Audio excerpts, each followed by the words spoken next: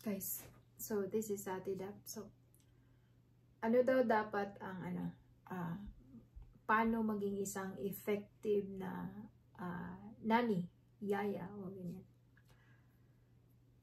Isa sa may bibigay ko is doing more. Ano ba? Doing more than what you're being paid for. So, halimbawa, yung ginagawa mo ang trabaho mo ng maayos, ginagawa mo ng tama, ginagawa mo ng, alam mo yun, yung sakto sa oras, yung doing more ba, hindi mo siya binibigyan ng barat na trabaho, hindi mo siya binibigyan ng, ay, ito lang, kuripot si amo, ganito, ganyan ang gagawin ko. No, even if ganun ang mga ugali nila, you have to do more. Gawin mo ang trabaho mo, gawin mo ng tama, ng sakto, ng enough sa kakayahan mo. You give your best.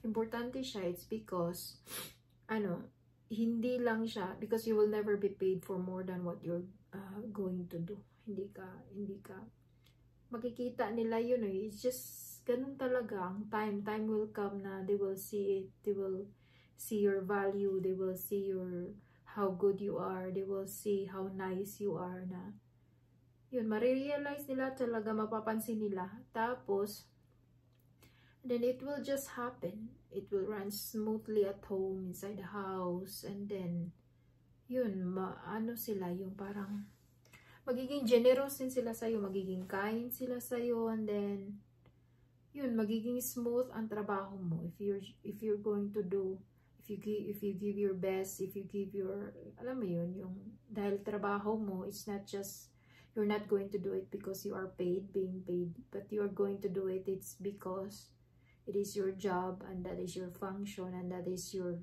yun siya, importante ang doing more, hindi siya, ang value mo, parang ang returns, it will not, hindi makikita siya agad ngayon, but the time will come, the returns will come to you. It will come easy. Parang ganun siya. Hindi mo siya makikita kaagad if you're going to do it now. And then, continue ka lang. Be consistent of doing more, giving your best. And, yun siya. Yun yung may bibigay ko.